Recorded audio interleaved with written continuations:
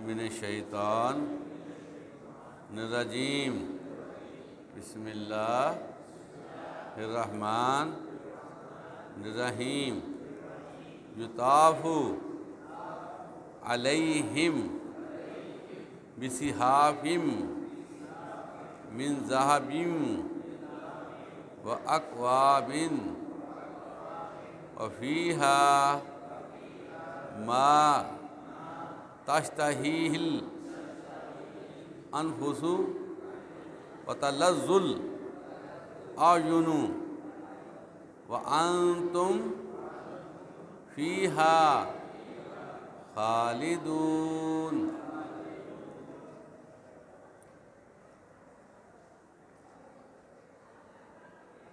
ان پر سونے کی پرچوں اور پیالیوں کا دور چلے گا، اور وہاں جو جی چاہے اور جو آنکھوں کو اچھا لگے موجود ہوگا۔ اے اہل جنت، تم اس میں ہمیشہ رہو گے۔ تلک الجنۃ التی اورثتموہا بما کنتم تعملون۔ اور یہ جنت جس کے تم مالک کر دیے گئے ہو، تمہارے اعمال کا صلہ ہے۔ لکم فیہا فاکہۃ کثیرۃ منہا تأکلون۔ وہاں تمہارے لیے بہت سے میوے ہیں جن کو تم کھاتے ہو یا جن کو تم کھاؤ گے۔ عزیز طلبہ، آج درس کا جو ٹاپک ہے وہ ہے جنت کی نعمتیں۔ یہ 3 آیات آپ کے سامنے تلاوت کی گئی ہیں اور اس کا ترجمہ بھی آپ نے ملاحظہ کیا اور میرے ساتھ ساتھ پڑھا۔ اس میں اللہ تعالیٰ نے حضرت انسان کو ان چیزوں کی بابت روشناس کرایا ہے جو ان کو اللہ تعالیٰ آخرت میں جب جنت میں داخل کرے گا تو ان کو میسر ہوں گی۔ دیکھیں، اللہ تعالیٰ انسان کو کامیاب دیکھنا چاہتا ہے، کامیاب کروانا چاہتا ہے، اور اس کا ٹھکانہ اچھا بنانا چاہتا ہے، اور بڑی بہترین تفصیل کے ساتھ، انداز کے ساتھ اللہ تعالیٰ نے جنت کا نقشہ کھینچا ہے۔ اب دیکھیں کہ اللہ تبارک و تعالیٰ ہمیں جنت کی جو آسائشات ہیں ان کے بارے میں بتا رہا ہے، تو ہمارے دلوں میں خوشی کی لہر نہیں دوڑنی چاہیے کہ یا اللہ تو کتنا عظیم ہے، ہم کتنے عاجز ہیں، لیکن تو ہمارے لیے کیا کیا اہتمام کر رہا ہے، کتنی چیزیں جنت میں ہمارے لیے تیار ہو رہی ہیں۔ اور اللہ جیسی عظیم مرتبت ہستی ایک ایک نعمت کو ہمارے سامنے بیان کر رہی ہے۔ بڑے بڑے لوگ میں نے دیکھے ہیں، ان کے منہ سے چند لفظ نکلنا بڑا مشکل ہوتا ہے۔ وہ احسان کرتے ہیں کسی سے بولتے ہوئے، کسی کے سلام کا جواب دیتے ہوئے اس پہ احسان کر رہے ہوتے ہیں، اتنا وہ اپنے آپ کو بڑا سمجھتے ہیں، حالانکہ ان کی حقیقت کتنی ہوتی ہے۔ تو اللہ تعالیٰ کی شان کتنی ہے، کتنا اللہ کا مقام ہے، لفظوں میں کسی بھی طریقے سے اللہ تعالیٰ کی تعریف کا احاطہ نہیں ہو سکتا، لیکن وہ اپنے بندوں کے لیے جو جنت کی نعمتیں ہیں اس کا ایک ایک کر کے ذکر کر رہا ہے۔ تو ہمیں ان نعمتوں کو سننا چاہیے، ان نعمتوں کے بارے میں غور کرنا چاہیے اور اپنے آپ کو ان نعمتوں کے حصول کے لیے اہل کرنا چاہیے۔ اب ہم دیکھتے ہیں کہ کیا کیا نعمتیں اللہ تعالیٰ نے جنت میں ہمارے لیے رکھی ہیں۔ سب سے پہلے یہ ہے کہ یہاں پر تو ہم جو گلاس کپ استعمال کرتے ہیں وہ آپ کو پتہ ہی ہے چینی کے ہوتے ہیں یا کسی اور ذات کے، لیکن آپ نے نہیں دیکھا ہوگا کہ سونے کے برتن استعمال ہوتے ہو۔ تو اللہ تعالیٰ آپ دیکھیں کہ ہمارے لیے وہاں پر سونے کے گولڈ کے برتنوں کا اہتمام فرما رہے ہیں۔ اور آپ نے یہ دیکھا ہوگا کہ کسی جگہ پہ اکٹھ ہوتا ہے، کسی جگہ پہ گیدرنگ ہوتی ہے، تو وہاں پر بیٹھے ہوتے ہیں کچھ لوگ، ایک دو بندے سرو کر رہے ہوتے ہیں، کوئی قہوہ ڈال رہا ہوتا ہے یا چائے یا اور چیزیں سرو کر رہا ہوتا ہے، تو ایک ماحول بنا ہوتا ہے، شام کا ماحول سمجھ لیں، ہوا چل رہی ہے، تو اس طرح کا ماحول آپ نے دیہاتوں میں یا جو ہمارے یہ شمالی علاقہ جاتا ہے نا یا کے پی کے، اس میں یہ چیزیں اب بھی موجود ہیں کہ لوگ اکٹھے بیٹھتے ہیں اور قہوہ یا چائے سے کو انجوائے کرتے ہیں۔ تو یہ جو محفلیں ہیں اسی طرح کی محفلیں جنتیوں کی ہونی ہیں، لیکن وہاں پر بندے بندوں کا کام نہیں کریں گے، وہاں پر اللہ تعالیٰ ایک جنتی بچوں کی فوج تیار کرے گا۔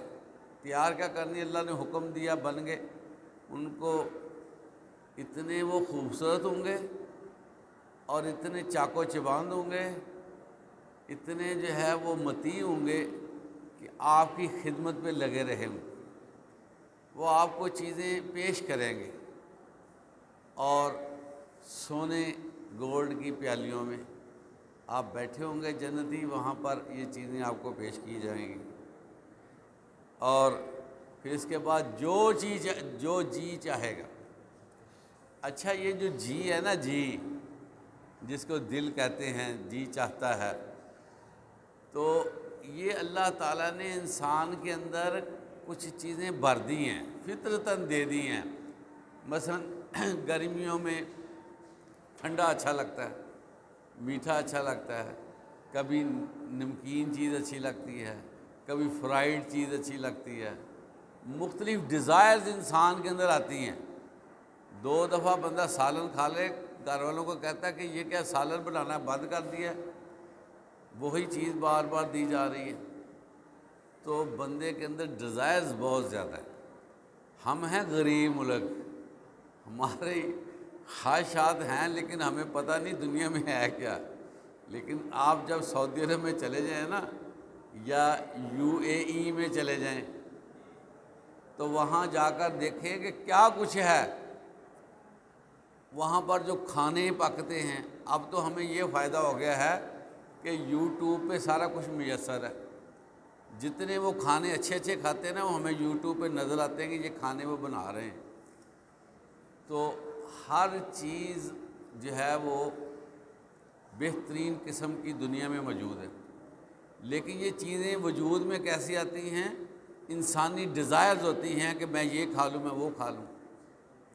تو اللہ تعالیٰ فرماتے ہیں کہ جنت میں اب ہم یہاں پر کئی چیزوں پہ اپنے دل کو روک کر رکھے ہوئے ہیں، وہ سائل نہیں ہیں، نہیں کھاتے، لیکن جنت میں یہ چیز ختم ہو جائے گی اور جو بھی دل چاہے گا کھانے پینے کو وہ آپ کو دستیاب ہو۔ بلکہ حقیقت پتہ کیا ہے؟ مثلا آپ کا سیب کھانے کو دل چاہتا ہے، دیکھنے میں وہ سیب جیسی شیپ ہوگی جو ہماری دنیا میں، لیکن اس کا ذائقہ جو ہے وہ آپ نے کبھی چکھا نہیں ہوگا، وہ ہمارے اندازے سے بھی زیادہ مزیدار ہو۔ جس چیز کو چھوئیں گے نا کھائیں گے وہ دنیا کی چیز سے انتہائی زیادہ لذیذ ہوگی۔ اور یہاں پر لوگ جو ہے وہ شراب بھی پیتے ہیں، شراب تو حرام ہے، لیکن وہاں پر شراب طہورہ ہوگی، پاکیزہ شراب جس سے نشہ نہیں ہوگا۔ اس کو اللہ تعالیٰ نے شراب اس لیے کہا ہے کہ شراب ہے مشروب سے، میٹھا، ٹھنڈا، جو دل کو سکون اور راحت دیتا ہے۔ تو وہاں پر ایسا مشروب ہوگا۔ اب بھی آپ دیکھیں کہ یہ روح افزا ہے یا کوئی اور برانڈ کے شربت نظر آتے ہیں تو ہم پانی میں یا دودھ میں انڈیل کر اس کو مکس کر کے پیتے ہیں تاکہ ہمارا جو ٹیسٹ ہے وہ ذرا بڑھ جائے۔ تو وہاں پر بھی اسی طرح کے مشروب ہوں گے، تو ان میں جو سمیل ہوگی، جو خوشبو ہوگی، زعفرانی خوشبو اور پتہ نہیں کیا اللہ کا انداز اس مشروب میں ہوگا، تو جب ہم پئیں گے تو ٹھنڈک ہی ٹھنڈک، نظارے ہی نظارے، اور حیران ہوگا بندہ کہ یہ اللہ کی دیکھے کتنی کتنی نعمتیں۔ عزیز طلباء، یقین کریں، میں حدیث بھی بتاتا ہوں آپ کو کہ آپ صلی اللہ علیہ وسلم نے جو فرمایا ہے کہ بندے اور جنت کے درمیان پتہ کتنا فرق ہے؟ جتنا ہمارے بوٹوں میں تسمے ہیں اور ہاتھ کا فرق ہے۔ اب یہاں پر بوٹ ہے نا، اس کے میں نے تسمے صحیح کرنے ہوں، دوبارہ باندھنے ہوں، مجھے کتنی دیر لگے گی؟ چند سیکنڈ۔ تو اللہ کے نبی فرماتے ہیں اہل مومن کے لیے جنت کا اتنا فاصلہ ہے، یعنی کہ اس کو جنت کا حاصل کرنا بڑا آسان ہے، اس نے کلمہ پڑھ لیا۔ ایک حدیث میں ہے کہ آپ صلی اللہ علیہ وسلم نے فرمایا کہ جو شخص ہر نماز فرض کے بعد آیت الکرسی کی تلاوت کرتا ہے، آپ سب کرتے ہیں کہ نہیں؟ جو شخص پانچوں وقت آیت الکرسی کی تلاوت کرتا ہے اس کے اور جنت کے درمیان ایک چیز حائل ہے، ایک چیز حائل ہے، وہ کیا ہے؟ اس کی موت۔ ابھی اس کی ڈیتھ ہونی ہے، اگلے لمحے اس نے جنت میں چلے جانا۔ یہ دیکھیں جو بندہ آیت الکرسی ہر فرض نماز کے بعد پڑھتا ہے، تو اتنی آسان ہے جنت، لیکن اس کے لیے کمیٹڈ ہونا بڑا ضروری ہے کہ بندہ مخلص ہو جائے کہ میں نے جنت حاصل کرنی ہے، ورنہ جو ہے نا جنت مانگنی چاہیے۔ جو بندہ جنت مانگتا ہے نا تو جنت اس کو ملتی ہے، جو بندہ جہنم سے پناہ مانگتا ہے، اللہم اجرنی من النار، آگ اس سے پیچھے کر دی جاتی ہے۔ تو جنت کے بارے میں جب ہم باتیں کریں تو یہ لامتناہی ہیں، ختم ہونے والی نہیں ہے۔ لیکن آپ دیکھیں کہ ایک تو یہاں پر یہ خوشخبری دی جا رہی ہے کہ یہ جو نعمتیں ہیں یہ ہمیشگی والی ہیں، نہ ختم ہونے والی۔ یہ دیکھیں کتنی بڑی بات۔ یہاں پر تو ہر چیز فار دا ٹائمنگ ہے، کبھی کھس جاتی ہے، کبھی بندے کی ڈیتھ ہو جاتی ہے، لیکن وہاں پر مستقلاً جنت کی جو نعمتیں میسر ہوں گی، اور اللہ تعالیٰ ملکیت عطا فرما دے گا، رجسٹری کر دی جائے گی آپ کے نام۔ کوئی آپ کو وہاں پر ڈسلوکیٹ نہیں کر سکے گا کہ اٹھو بھائی، پکا کام ہو جانا، یہ میری جنت ہے۔